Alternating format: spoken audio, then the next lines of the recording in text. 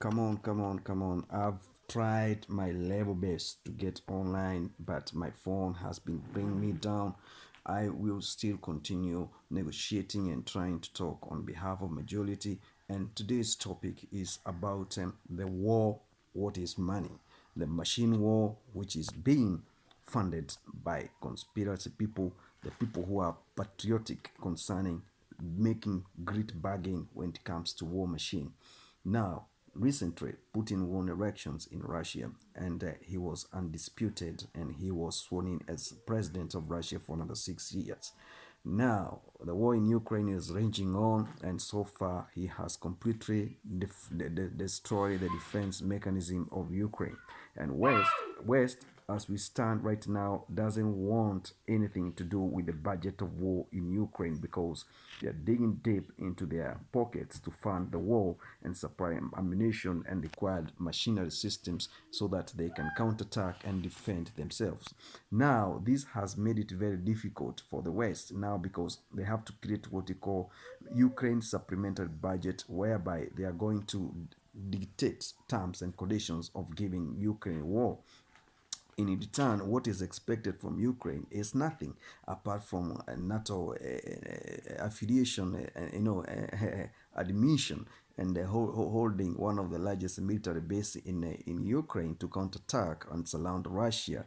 This is something that is ridiculous because right now in America it is going to elections and Americans are naive about the war that is not giving them anything, and whoever dragged them into this proxy war is a manipulation. Considering that America left another war that was fought for 20 years in Afghanistan, where they didn't win, they just lost from the people who had the faith.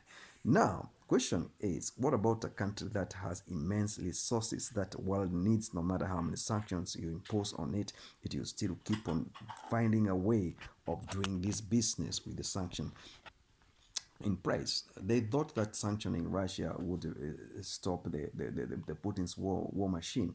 That didn't work. Now, the president of the European Union recently went on media and clarified that they are going to confiscate the profit gained from the frozen Russian assets abroad and try to create a subsidy supplement for budgeting the Ukraine ammunition supply chains, which is something rhetoric because I don't see the logic behind trying to sabotage the frozen asset. What if the Russia do the replica, whereby it is going also to massively confiscate the multi-international companies' assets that are frozen in Russia and do the same and in return. So war is money and money is being fueled here. What we need to understand is superpower cannot be intimidated. We have American, which is claiming to be the superpower of recently. It has fallen on its foreign policy. It's not interested in war anymore because all these wars are not bringing anything to it apart from creating huge demand for the European nations to buy American weapons, which is a very serious catastrophic budgetary experience. And right now many social society welfare in many European nations are being cut off because hyperinflation is rising and they have to consider buying weapons to safeguard themselves, and simply because of Russian sanctions they will not be able to use Russian weapons, so they are preferring to buy ammunition from America, and America and Germans are the ones who are good at it. And that's capitalism war machine system, that's the best term I can use in quote, and but on my side it's allegedly. But what I see is war is being fueled by words, and words comes from these leaders, and the policies they make towards it is what matters. Right now there's nothing going on in Ukraine. People have freed. Technocrats group have left that country. It's going to be a war that is so disturbing in a way that it will take another 20 to 30 years to rebuild Ukraine. And by then, Putin will not be there.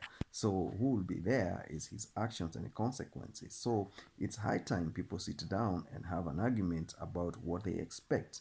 What people cannot see at the moment is strategic fronts opened for the establishment of what we call Third World War, which is looming.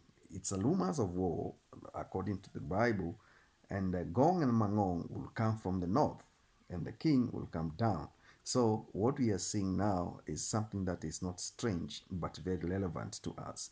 We need to put our thoughts together and say, do we really need that world war?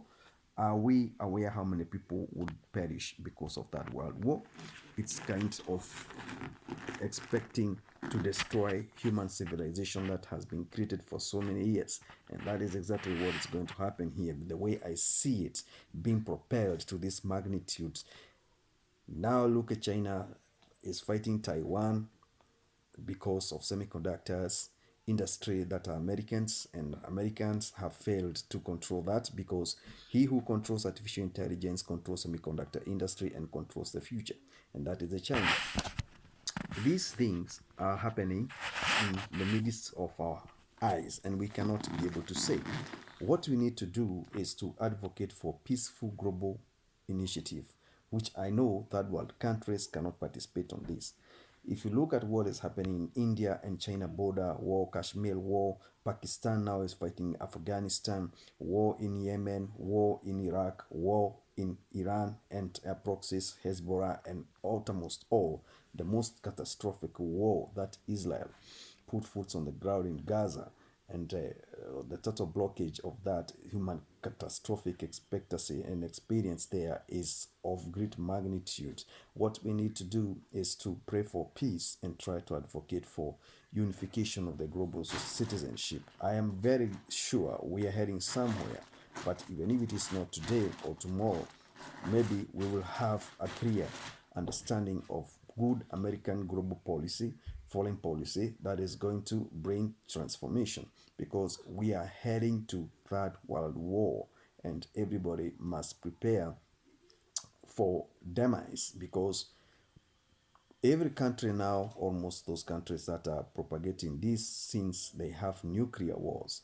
and America will not wait for Russia to bomb New York, to bomb California as it works. In retaliation, it will also strike Moscow, and when they strike Moscow, those ICBM systems, they are passing through all over. So you can imagine provocation what it will bring. Macron, he is broke. At the moment, he has lost a fight in Burkina Faso and Niger in Africa. He has lost massive territory. Now, in case Russia wins the Ukraine war, he knows very well that Russia controls whole of Eastern Bloc. Macron has business interests that side. Meaning, are we back to the times of Napoleon? We don't know. The Slavic people are studying the ground. They're claiming what relatively belongs to them. America, what it's doing in Europe is none of their business, because they are just a superpower overseeing what is happening. And right now, as we speak, America cannot afford to go to war in Europe, because it is going to the elections this time, and those elections means a lot. Already Putin won his, and he is standing the ground. Joe Biden and his Democrats, their political stand is uncertain. Nobody knows what next. Have a great time. Subscribe to the channel.